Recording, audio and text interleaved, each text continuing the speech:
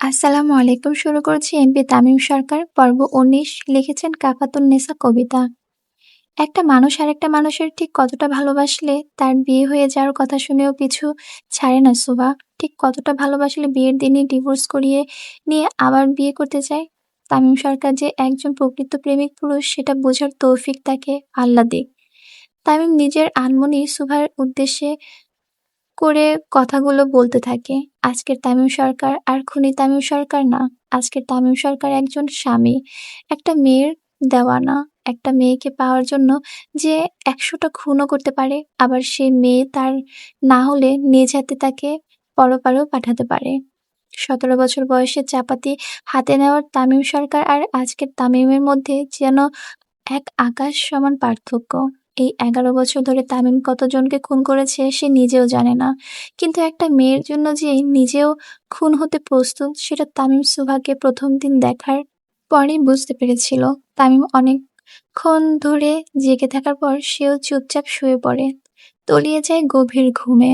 আজকের তামিমের মতন সুখী মানুষ আর দুটো নেই। তার পছন্দের মানুষ তার পাশে। যাক, পাওয়ার তীব্র বাসনা নিয়ে দিনের পর দিন তামিম নির্ঘুম রাত কাটিয়েছে। দেরি করে ঘুমানোর ফলে তামিম সুফা দুজনেই একজন ও তাড়াতাড়ি ঘুম থেকে ওঠে না। মরার মতন ঘুমায় দুজনই।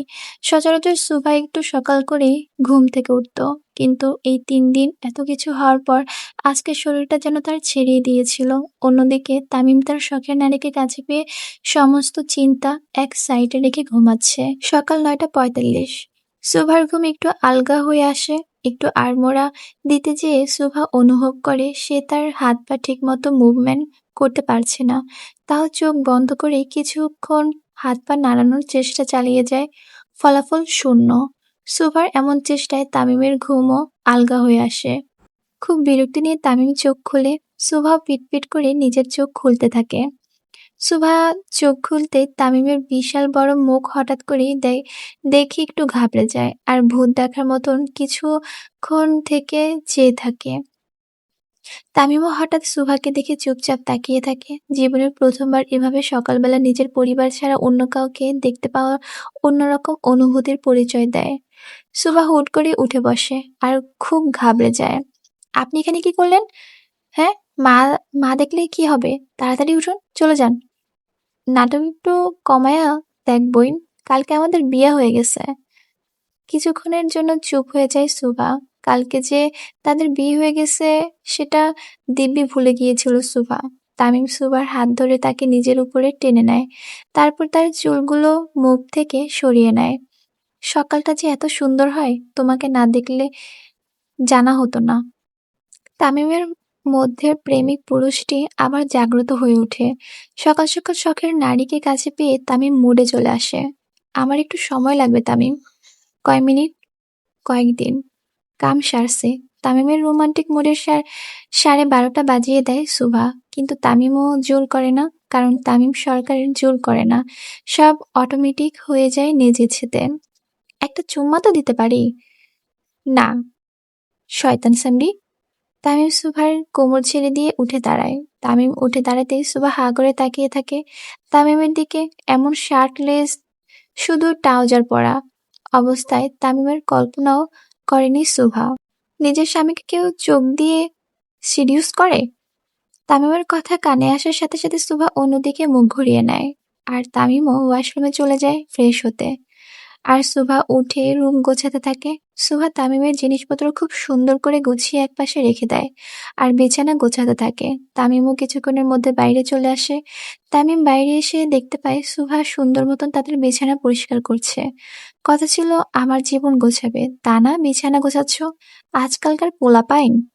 তামিম এসে সুভার হাত ধরে ফেলে। এসব করার জন্য অনেক লোক আছে, তুমি মালকিন, তোমাকে এসব মানায় না। তামিমের কথায় সুভা কোনো উত্তর দেয় না। এটা তার বাড়ি, তার ঘর, সে যা বলবে তাই করতে হবে। তামিম সুভাকে ওয়াশরুমে পাঠিয়ে দেয় আর নিজে নিচে চলে যায়। আসসালামু আলাইকুম আব্বাজান, শুভ সকাল। ওয়ালাইকুম আসসালাম বাবাজান, শুভ সকাল। বৌমা কোথায়? সে ফ্রেশ হচ্ছে। তামিম তার বাবার সাথে টেবিলে বসে পড়ে নাস্তা করার জন্য। এমন কোনো দিন আসেনি যখন তানভীর সরকার নিজের ছেলেকে ছাড়া খেয়েছে। বাজান, সুভা কি উঠেছে? জি আম্মা। আচ্ছা, আমি ওর নাস্তা রুমে পাঠাই। কেন আম্মা? নতুন বউ, একটু প্রাইভেসি দরকার ওর। আয়েশা বেগমের সুন্দর মতন উঠে নাস্তা নিয়ে উপরে উঠতে থাকে। তামিম আজকে কিন্তু বাসায় থাকিস আব্বা? কোনো দরকার আম্মা? তোর বউ দেখতে আত্মীয়-স্বজনরা আসবে। আমি তো এখনো দেখলাম না। কি? জি আচ্ছা, থাকবো। আয়েশা বেগম নাস্তা নিয়ে উপরে চলে যায় সুভার কাছে। লক খুলে দেখতে পায় সুভা চুপচাপ খাটের এক পাশে বসে আছে। ঘুম ভাঙলো আম্মাজান? হঠাৎ মেয়েলি কণ্ঠ ভেসে আসতেই একটু চমকে যায় সুভা। তারপর তামিমের মার দিকে দেখতে পেয়ে উঠে দাঁড়ায়। আসসালামু আলাইকুম আন্টি। আন্টিকে? সুভা হতভম্বর মতন দাঁড়িয়ে থাকে। কি বলবে কিছু ভেবে পায় না। তামিমের আম্মা মানে তোমারও আম্মা। আয়েশা বেগম নাস্তা রেখে সুভাকে সোফাতে বসায় আর তার সামনে খাবার পরিবেশন করে। আমার ভাই আল্লাহর রহমতে অনেকটা সুস্থ। সকালে আমি তাকে ফ্রেশ করে খাইয়ে দিয়েছি নিজের হাতে। সুভা এক দৃষ্টিতে তাকিয়ে থাকে তামিমের মায়ের দিকে। আজকে তার নিজের মা থাকলে হয়তো এমনই করতো, বা এর বেশি। দেখি হা করো। আমি মানে আরে সিমরি হা কর। সুভা চুপচাপ হা করে খেতে থাকে আর বুঝতে পারে তামিমের এত শুদ্ধ ভাষা ব্যবহার করার পেছনের কারণটা কি। তামিম একদম তার মায়ের মতন বিশুদ্ধ ঢাকাইয়া, কিন্তু একজন প্রধানমন্ত্রীর স্ত্রী এমন কিভাবে হয় সেটা বুঝতে পারে না সুভা। এত মিশুক, এত সিম্পল, এক কথায় মাটির মানুষ যাকে বলে। বউ শাশুড়ির যুদ্ধ নতুন কিছু না, এটা প্রাচীনকাল থেকে চলে আসতেছে। আমি কিন্তু তেমন শাশুড়ি না, কিন্তু আমার পোলারে কষ্ট দিলে আমি কিন্তু রিনা খান হয়ে যাবো। সুভাষ তামিমের মায়ের সাথে মায়ের কথায় শুনে হাসতে থাকে। এই তো, সবসময় এইভাবেই হাসবি। আর আমি কিন্তু তোর মা, একদম পর ভাববি না। সুভা মাথা নেড়ে হ্যাঁ বলে। আয়েশা বেগম সুভাকে খাইয়ে দিয়ে তাকে একটা শাড়ি আর কিছু গহনা দিয়ে সুন্দর করে রেডি হতে বলে যায়। তামিম সরকারের বউ বলে কথা, একটু ঠাটবাট না হলে চলে না। কিন্তু বিপত্তি বাধে শাড়ি পরা নিয়ে, কারণ সুভা শাড়ির কুচি তুলতে পারে না, চেষ্টা করলেও সুন্দর হয় না। তামিম আর তানভীর সরকারের খেতে বসেছিল সবেমাত্র। ঠিক তখনই তামিমের পঞ্চপাণ্ডব এসে হাজির হয়। আসসালামু আলাইকুম বড় বাবা। সবাই একসাথে তানভীর সরকারকে সালাম দেয়। একটা তাদের এক প্রকারের অভ্যাস বলা যায়। প্রতিদিন সকালে এসেই সকলেই তানভীর সরকারকে সালাম দেয় আর একসাথেই নাস্তা করতে বসে। তামিমের পাশে চেয়ারগুলোতে দখল করে বসে তারা সব সময়। আজকেও তার ব্যতিক্রম নয়। সার্ভেন্টরা সুন্দর মতন তাদের খাবার পরিবেশন করে। তামিম চুপচাপ খেতে থাকে। তফসিল ঘোষণা হবে আজকে বাবাজান। জি আব্বা, খবর রেখেছি। এবারও আপনি ভারী ভোটে এমপি নির্বাচন হবেন। আমি এমপি না হলেও আপনি প্রধানমন্ত্রী হবেন, এটা গ্যারান্টি। তানভীর সরকার এক দৃষ্টিতে তাকিয়ে থাকে তামিমের দিকে। এখন আপনি আমার ছেলে পরে, একজন স্বামী আগে। যদি স্বামী হতে ব্যর্থ হন তাহলে আমি বাবা হতে ব্যর্থ হব। তামিম তানভীর সরকারের কথায় আগামাথা ঠিক মতো বুঝে উঠতে পারল না। চুপচাপ তাকিয়ে থাকলো তানভীর সরকারের দিকে। আপনার আম্মার জন্য আমি পুরো পৃথিবীর বিরুদ্ধে যেতে পারি। কুখ্যাত এমপি পুত্র থেকে শান্ত মন্ত্রী হয়েছি। পুরোটাই আপনার আম্মার জন্য। আশা করি আপনি বুঝতে পেরেছেন আমি কি বোঝাতে চেয়েছি। আব্বাজান, আমি আপনার জন্য পুরো পৃথিবীর বিরুদ্ধে যেতে পারি, নিজের ভালোবাসাও। আমি এমপি তামিম সরকার পরে, প্রধানমন্ত্রী তানভীর সরকার ছেলে আগে। তামিম খাওয়া ছেড়ে উঠে বের হয়ে যায়। তামিমের সাথে সাথে তার পঞ্চপাণ্ডবও যায়। তানভীর সরকারের বুকের হাহাকার আরো বেড়ে যায়। তাহলে কি তার অতীতের পাপই ছিল ছেলেরূপে ফিরে এসেছে তার কাছে? তানভীর সরকার নিজের ছেলে বলতেন অজ্ঞান। সারা দুনিয়া একদিকে, তামিম আরেকদিকে। তানভীর সরকারের সারা জীবনের আফসোস সেই 11 বছর আগেই বোকামির জন্য। না সেদিন সে এত বড় বোকামি করত, আর না তার নিষ্পাপ ছেলে আজকে একজন পেশাদার খুনিতে পরিণত হয়েছে। সেই 11 বছর আগে 27শে জানুয়ারি, যেদিন তানভীর সরকারের বোকামির জন্য নিজের ছেলেকে খুনি হতে দেখে। একদিকে একদিনে 23 জন নেতাকে পরপারে পাঠায় তামিম। অবশ্য এটা নিয়ে কম জলঘোলা হয়নি, কিন্তু পুরোটা এমনভাবে সাজানো হয় যেটার জন্য তামিম সে যাত্রায় জেলে যেতে যেতে বেঁচে যায়। কিন্তু তার সবথেকে বড় আফসোস হচ্ছে নিজের ছোট ছেলে তাসকিনকে হারানো। তানভীর সরকার এক ছেলে হারিয়ে এখন আরেকজনকে হারাতে চায় না, তাই তামিমের প্রতিটি পাপের হিসাব সে গোপন রাখে, দুর্ঘটনা বলে চালিয়ে দেয়। তামিম আজ অব্দি যতগুলো অন্যায় করেছে সবকিছুর প্রমাণ তানভীর সরকার মুছে দিয়েছে। প্রতিবার সোনার বালতি করে দুধ দিয়ে গোসল করিয়ে ছেলেকে শুদ্ধ করে, কিন্তু দিন শেষে তামিম সেই রক্তাক্ত শরীর নিয়েই ফিরে। তানভীর সরকার যেদিন জানতে পারে তামিম একজন মেয়েকে ভালোবাসে, সেদিন একটু স্বস্তির নিঃশ্বাস ফেলে। যাক, এই যাত্রায় হয়তো তামিম মানুষ হবে। কিন্তু না, তা হয়নি। তামিম তার আব্বাজানের থেকে বেশি কাউকে ভালোবাসে না, আর না বাসতে পারবে। এটাই সব থেকে বড় আফসোস তানভীর সরকারের। তামিম তার জিপ নিয়ে সোজা বেরিয়ে পড়ে পার্টি অফিসের উদ্দেশ্যে। তামিম মুখের দিকে তার লোকরা হা মেলে তাকিয়ে থাকে। আমার কি রূপ গজাইছে?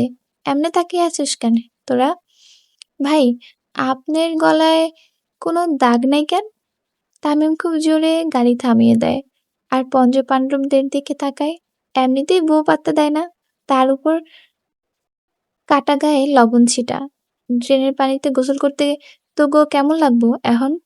তামিমের ইশারা বুঝে সকলেই একদম শান্ত হয়ে যায়। তামিম একবার খেপলে আর রক্ষা নেই। ঘড়ির কাঁটা বলছে সময় বিকেল 4টা। তামিম তখনও বাড়ি ফেরেনি। সুভাকে রেডি করে নিচে আনা হয়েছে। এক এক করে সকল মহিলা মণ্ডলী সুভাকে দেখে আর অনেক উপহার দেয়। চুপচাপ বসে থাকে সুভা। কই কই তামিমের বউ কই? সকালের মাঝে গলা উঁচু করতে করতে ভেতরে মেয়েকে নিয়ে প্রবেশ করে তামিমের ফুপি আইলা বেগম। চোখ তার মোটামুটি রাগ, কারণ নিজের মেয়েকে দিয়ে তিনি তামিমকে বিয়ে দিতে চেয়েছিলেন, সেটা আর হলো না। এই তো ননদিনী, আমার পুতের বউ এইদিকে। তামিমের ফুপি বেশ ভাবসাব নিয়ে ভেতরে প্রবেশ করে। সেখানে আরো বিভিন্ন মন্ত্রী এবং সদস্যদের স্ত্রী এসেছে। সুভাকে দেখার জন্য বাইরের লোকদের বারণ করেছে তামিম। কোনো পুরুষরা তার বউকে দেখুক, এটা খুবই অপছন্দ তামিমের। তাই কর্মীরা সবাই বাইরে তানভীর সরকারের সাথে আলাপ আলোচনায় মেতে ওঠে। তা কোন জাতের মেয়ে এনেছিস রে আয়শা? বড় পরিবার তো। সে তামিম সরকারের বউ, এটাই তার সব থেকে বড় পরিচয়। ভিড়ের মধ্যে দিয়ে তামিম এবং তার পঞ্চপাণ্ডব আসতে থাকে। সুভাও তখন মাঝে মাঝে বসা। তামিম আসতেই সকলে একটু হলেও ভয় পায়। তামিম সরকার কেমন এটা কারো অজানা নয়। তামিম ভেতরে আসতেই ও গাঢ় লাল রঙের শাড়ি পরা সুহাকে দেখতে পায়। হালকা স্বর্ণের গয়না পরা, আকাশ থেকে নেমে আসা কোনো পরীর থেকে কম লাগছিল না সুহাকে।